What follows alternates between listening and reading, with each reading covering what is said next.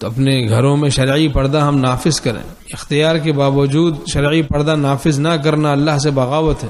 اپنے گھر میں جائزہ لیں, کہیں ایسا تو نہیں ہے ہمارے بچوں کے کپڑوں پر جاندار کی تصویریں ہیں. اب بچیاں ہیں چھوٹی چھوٹی, ان کو خلاف شرع لباس پہنایا ہوا ہے. یہ آستینیں جناب, یہ بالکل ہاتھ کھلے ہوئے آستینیں ہے ہی نہیں, اور ان کی کپڑوں پہ تصویریں بنی ہوئی جاندار کی, اور بچیاں چھوٹی ہیں پھر بھی بچپن سے ہی ان کو ایسا مشروع لباس پہنائے کہ اسی کی عادت پڑے. اسکارف بھی نہیں پہناتے کتنے, تو بچپن سے ہی اچھے پردے داری والا لباس پہنائے.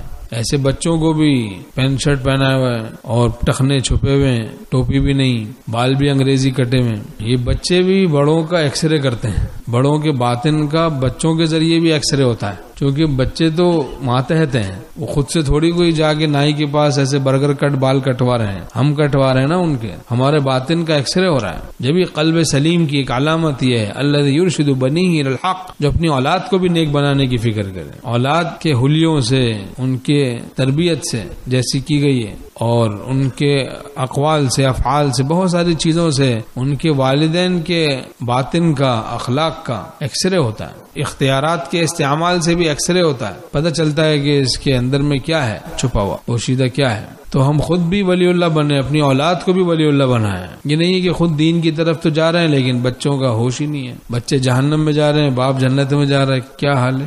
ہمارا شیخ رحمۃ اللہ فرماتے تھے کہ وہ بچے اندیشہ ہے آخرت میں شکایت کریں والدین سے کہ تم نے ہمیں خوب بوٹیاں تو کھلائیں, خوب کھانے تو زبردست کھلائے, لیکن اس جہنم کی طرف جو ہمیں اب لے جایا جا رہا ہے, اس جہنم سے ہمیں بچانے کی کوئی فکر نہیں کی, ہمیں اہل اللہ کی صحبت میں نہیں لے گئے, ہمیں تقوی نہیں سکھایا, شریعت سنت کی تعلیمات ہمیں نہیں بتائیں. آج اس وجہ سے ہمیں جہنم کی طرف جانا پڑ رہا ہے. اللہ ہم سب کی حفاظت فرمائے. فمن زحزح عن النار وادخل الجنة فقد فاز, جو جہنم سے بچا لیا گیا, جنت میں داخل کیا گیا, یہ ہے اصل کامیابی. تو ہم اپنے گھروں کا جائزہ لیں.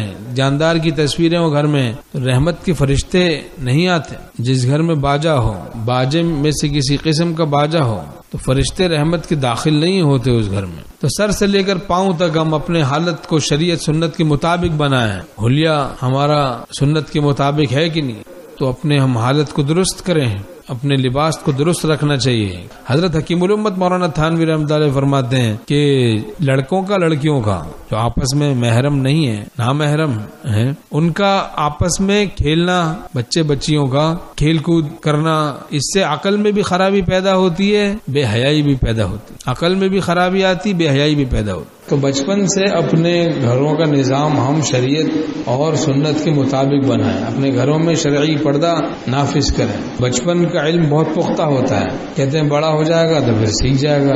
ارے بھائی بچپن سے ہی سکھانا ہے, بچپن سے ہی نمازی بنائیں بچوں کو, بچیوں کو بچپن سے ہی پردہ کرائیں.